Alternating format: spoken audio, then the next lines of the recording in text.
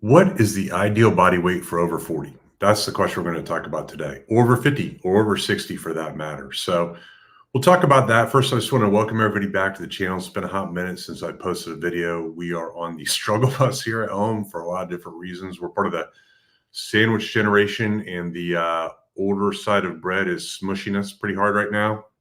So we've been dealing with that, trying to launch our new channel, which I'll kind of talk about at the end.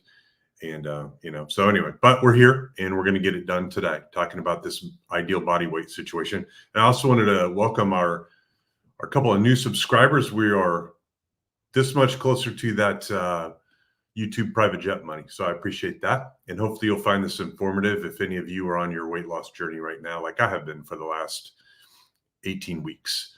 So let's get right into it. I think, so what I want to do today is share a little bit of science kind of relating to the whole concept of ideal body weight, offer maybe some cautions for you to think about as it relates to body weight, your weight loss journey, and even just medicine in general these days, modern medicine.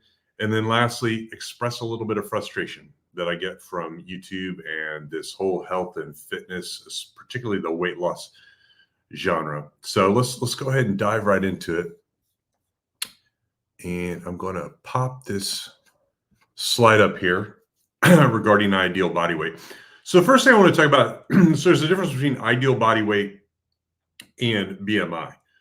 So the concept of ideal body weight is really driven by the life insurance industry. And the way that they determine it is they look at and this is all based on statistics. They look at your height, and then they determine what weight related to that height has the lowest mortality rate. And that's how they determine it. So for me, at 6 foot tall, the ideal body weight is 171. And when I say that to my wife, she's like, holy cow, you would be nothing but skin and bones. And that's probably true. So take the whole concept of ideal body weight with a grain of salt, okay? But not too much. And we'll get into that in a minute. But BMI is kind of what doctors use these days to talk about if someone's at a healthy body weight, and they put you into underweight, ideal, overweight, and obesity. And if you pay any attention to what's going on in the world around you, as well as anything that's on the news relating to health and fitness and nutrition, you'll know that right now in the United States, we have an obesity crisis. And I don't have the stats. Maybe that's for another video, but it's a lot of people. And I work in the emergency department as a nurse, and I see it every day on every shift. And it's all age ranges, from children to the elderly. So if you're on your weight loss journey, congratulations, you need to be there, and I'm glad you're there. So let's talk about BMI and where I started all this. So when I started back really deciding like, hey, you know what, this has gone too far. And I talk about it kind of in personal terms as my Stay Puft Marshmallow days. Because when I look at the photos from back then, that's what I see. And I know everybody sees something different. I didn't necessarily feel like I was overweight, but when I look at those pictures, I'm like, geez. And I was somewhere over probably 230 pounds, which if for my height at 6 foot tall and at 55 years old, it puts me at a BMI of 31.2. And if you can see on the little graph there, 31.2 would kick me into the obesity range. So when I started this, I was obese. And I made some minor modifications to my lifestyle. Just really mostly stop being an idiot. Like, dude, stop eating fast food so much. That was one big one. I know it's convenient, but it's literally killing you. It's not that you can't ever have it, but just don't have it multiple times a week, multiple times a day, multiple times a week. Which is what I was doing around that time. So I stopped that, and I was able to get down to about 210.4. So at 210.4, my BMI was 28.5. And again, if you look at that chart, 28.5 puts me in that 25 to 30 range. So at 210.4, I am right smack in the middle of being overweight. So I was overweight. And then that's when I decided to get serious about my fitness journey, my weight loss journey, and started this 3-step program that I've been in. And if you're new to the channel, welcome. Maybe go back and watch some of my previous videos where I explain in detail about my 3-step system. I'll briefly touch on them here at the end of this when I'm giving my weekly update, because I kind of go through each one of my 3 steps and what my results have been for that week. So anyway, that's where I was there. And so now I'm in week 18, and I weighed in last week. I was 190, which is my goal weight, because my initial goal when I started this thing was when I started this weight loss program was first goal, incremental goal, was to reduce my body weight by 10%. The American Heart Association says that if you can do that, you're going to see immediate results. So regardless of how much you weigh, if you just figure out what 10% is, and that's your first goal in weight loss, is to get to that, losing that 10%, you'll see immediate results with regard to better health. And so for me, that was 190. So it took me 16-ish weeks to get there. I'm at 190. I'm maintaining in that range. But at 190, that puts my BMI at 25.8. So still slightly overweight. Okay. And I think here's where we need to have the conversation is what's the healthy weight range for me according to BMI. I already said that for an ideal body weight, it's 171, which would be very, very thin for a 6 foot tall man. An healthy BMI, the top range of that is 184.7 for me. And that would put me right at 25, right on the high end of the normal BMI. So is BMI an exact measure? No. And I guess here's my cautionary tale as it relates to science, as it relates to medicine, is almost nothing is exact in science. In fact, there's very few scientific laws, right? And I don't know if you've ever heard of the art of medicine, but think about that when someone tells you that this is hard and fast. Another follow-up question is, do we know that for 100% certainty? And the answer almost always is, not really. I mean, we see this play out over time, or this is our best practice, but it doesn't mean that it's 100% true. So my initial goal is to get down to 190. I'm there. And I look at myself in the mirror. And so I think this is when the mirror becomes important. I look at myself in the mirror and say, 190. I look much better than I did when I was 230 plus. I look much better than I did when I was 210.4. But is this where I need to be? And my honest answer is, I could still, I still have a little bit of love handle action going on here. There's still a little bit more room. Do I want to get to the point where I see my abs? Probably not. If you've watched any like bodybuilding type or weightlifting channels or anything with regard to like fitness models, what they have to go through to get to the point where they show their abs or where their abs show, it's pretty excruciating. And it would probably be closer to that ideal body weight of 171. And I'm not doing that. But I can be honest with myself and say, okay, well, there's probably still a little bit more room for improvement. Not bad now. I've obviously gotten the health benefits of losing that initial 10%, but maybe still a little bit more work to do. So I would suggest to you, and I was lucky, 10%, losing 10% of body weight put me almost at the healthy range. And I understand that some people might be significantly heavier and have a longer journey. So I want to address that. So I think that losing that 10% should be the first goal. And then you have to take it in small bites after that, because if you have a large amount of weight to lose, it's easy to get off track and just fall back into your old habits. So break it down incrementally and trend toward the high end of the normal BMI. And once you start getting close to the high end of the normal BMI, then start looking at yourself in the mirror and having an honest conversation with yourself. Of course, you're going to look better than what you have looked in the past, but is there room for improvement? So do you need to necessarily fit within those strict parameters of the BMI range? No, it's not an exact science. But again, be honest with yourself. And I think most people will probably find that if they're very close to that high end of the BMI, that's probably going to be about where they need to be. Okay.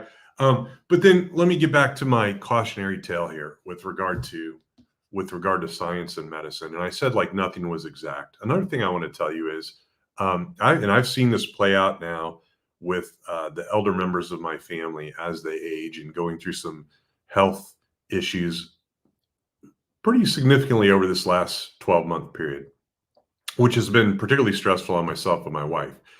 And what I'm noticing is they seem now that the health issue is upon them, almost as if they were oblivious to the fact that that there was a problem. For example, I will hear things like, well, I'm not diabetic. No one ever told me I was diabetic. Or in another example, I have a strong heart. I've always been told I have a strong heart. Or I take my vitamins and I wore an estrogen patch, so my bones are strong. I had a bone density scan.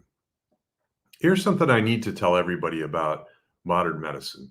Unfortunately, in the United States right now, the number one metric, and this is for nurses, doctors, hospitals, everyone, is customer service scores. And they use a system that's used in the insurance industry that I'm familiar with, other sales industries. It's certainly used in like fast food industries. Is they measure net promoter scores, and everybody is part of that, and they do it with surveys. And let me give you an example. Let's say, as an emergency department nurse, I have a patient. He comes in. Let's say he's in his mid 40s, probably a smoker. He's overweight, maybe drinks a little bit too much, and he's in there for high blood pressure. And we see him and we get him squared away. He doesn't need to go home. Now, if I'm getting ready to discharge him, now I was a former military officer, so I do have to keep in mind that sometimes when I talk to people, I'm just being direct, but that can be taken negatively, unfortunately, because it's not necessarily always touchy-feely. And I guess the assumption is the nurse will be touchy-feely, which is not really the case in the emergency department, but whatever. But let's say that I kind of have a connection with this patient over the course of the time that I'm taking care of him. And at the end of him, I want to have a very frank conversation with him. It's man to man. And I say to him, hey, listen, Bill, or whatever, I really need you to get serious about losing weight. You need to stop smoking. It's killing you. And I say the words, it's killing you, because I want him to understand how severe this is. I know he has a family. I know he has small kids. And we talked about what he wants to do in retirement. And I want him to get better. And I say, your smoking is killing you. And you're literally eating yourself to death. I need you to try to start moving more, eating better, and lifting heavy things, right? I have this frank conversation with him. If I do that, there is a high chance that he leaves, gives me a terrible survey because I'm mean to him, and I didn't treat him with respect, and I talked down to him. And so everything I said goes in one ear and out the other. And we get a bad net promoter score, and I hear about it. Okay. So that's one example. And this same exact scenario will play out with the doctor as well. Same guy, same situation. I'm taking out his IV, taping up his arm, getting ready to have him sign his discharge papers. Hey, Bill, what are you doing the rest of the day?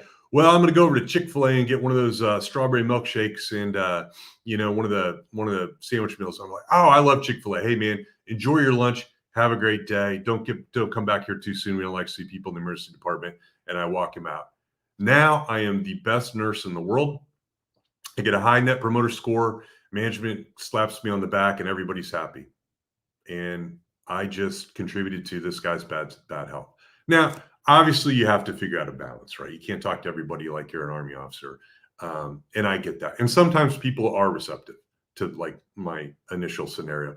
But I just want to tell you, like, there's a possibility that you're not going to hear the truth from your nurses and your doctors, not in a way that maybe you need to. So just keep that in mind as you navigate aging in your 40s, 50s, and 60s, and you deal with health and fitness, because you may not always be told the truth, which leads me to my frustration with YouTube, particularly as it relates to health and fitness, but more specifically to weight loss. And sometimes, quite honestly, it's driving me nuts. And here's a recent example.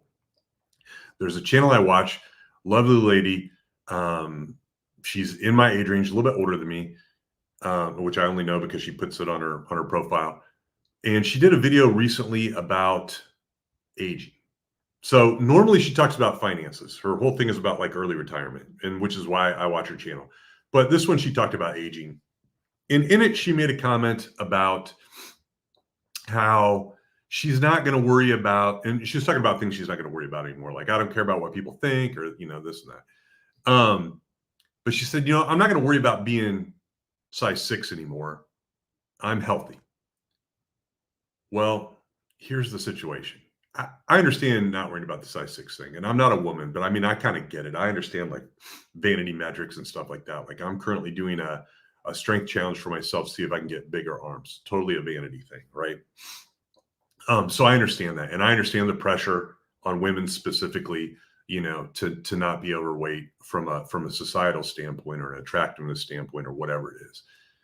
So I can understand that. However, you don't just get to deem yourself healthy. That's literally not how it works. And when you say things like that in a public forum like this, I have found, because I read the comments in these kinds of channels, that there's like this commiseration factor where everyone's like, yes, queen, I'm not going to, and I'm not just picking on ladies either. This happens with guys, but this was just the example to have where, I'm not going to worry about that either. You go, but the reality is you're overweight, and it's going to have bad effects later in life, which leads me to a comment that she got in on this particular post that really struck me when I read it. Now I didn't comment back because I didn't want to go down a rabbit hole that I didn't need to. But I'm going to read this in case anybody's like not in a position to read it themselves. I know it's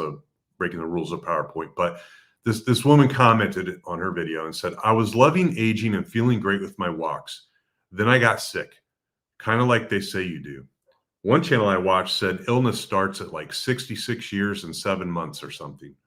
Well, I think mine started about 65 and 9 months. I thought I was doing great. I'm not even on blood pressure medicine. I wish I had been a better steward of my body when I was young." And I thought to myself, holy cow, what a shocking statement for someone to say. First of all, I feel very sorry for that person, and that's unfortunate. But what a wake-up call for anybody who reads that comment. And the person whose channel it was commented on that, and she's a finance channel, so what's she going to say? And her reply was kind of fairly vanilla, like, "Wow, I'm really sorry that happened to you. I wish you'd have done better too," or something like that. But what I wonder is, did it go in one ear and out the other with her, or did something in there stick and say, wait a minute, maybe I don't get to just deem myself healthy. So anyway, that's my soapbox for today. Thanks for listening. But anyway, hopefully we've kind of come over the ideal body weight, the BMI. Neither one of them are hard and fast numbers. Just use them as tools to help you get to where you are healthy. And I would look at your labs, go to your doctor, get your physical exam, look at your lab work, and then look in the mirror and compare all of that. Look at your activity style. And, do you have any joint pain, stuff like that? Look at it globally and then determine if you're healthy or not. But don't deem yourself healthy just because you're tired of trying to get into a size 6. Nobody cares about size 6 except for maybe in your mind. But what you should care about is, are you doing any strength training so that you can maintain strength, because we lose it as we age? Am I at a healthy body weight so I'm not pounding on my joints, and I'm also not doing damage to my heart and my kidneys and my liver, because all three of those are important, okay? And then is it going to affect my mobility later in life, which goes back to the joints and everything else. So anyway, that's my soapbox. Let's dive into my week 17 results. I apologize. I was in week 18. It's week 17. So step one of my process is to move more. And my goal for moving more is to move a minimum of 10,000 steps a day. I track it with an Apple Watch. There's apps out there on phones available. For this week, here's my results. I had one day where I was grossly under 10,000, but I was slightly above sedentary. Sedentary is considered 5,000 steps or less a day. But my average came out to 11,529. So, I don't like it when I go below, but that's why some of the days you see more than 10,000. When I can, I do more when I can to try to make up for those days where I do have shortfalls. And I would suggest you do the same. So that's my week 17 results for Move More. As far as eating better, the goal here is just to simply incrementally not follow a diet. I don't do keto. I don't do intermittent fasting. I don't do Whole30, Mediterranean diet, anything like that. Although I do eat a lot of food off of the Mediterranean diet, I don't follow it strictly. And I don't count calories. I don't really watch my portion size. I just try not to let myself be hungry. I consider it like, pumping gas in your car. I'm fueling my body. And I just try to do it with good stuff every day and reduce the bad stuff. And I have done a good job of that over the last 17 weeks. I post my menus up here each week just as an accountability measure for myself, but also to maybe inspire someone to give them some ideas, because sometimes just meal planning in and of itself is difficult. So here's what I did for the week. I guess my point here is, there were a couple days where I enjoyed some beers in the evening because it's still summertime. So you can do that, and maintain a healthy weight. Just don't overdo it, obviously. And then I think my last thing that I would point out here is on the very last day of the week, you can see for lunch, I forgot my lunch. I went to work, and then I had Taco Bell Cantina chicken bowls. So let me talk about that real quick. I do this. One of my nursing jobs is in a small rural Midwestern town that's just large enough to have DoorDash, but not large enough to have any like real variety of restaurants. So literally all the options are Wendy's, Dairy Queen, Burger King, McDonald's, Subway, various pizza places, Taco Bell. That's it. So here I am, I forget my lunch, and I'm like, what the heck am I going to eat?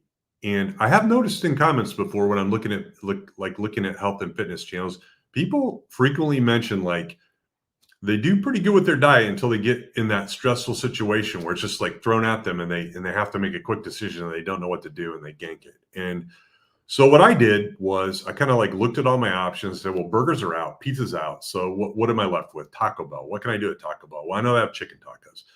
So I started scrolling through their menu, and I had a little bit of time because it's actually kind of a sleepy emergency department at this hospital, or can be anyway, not always.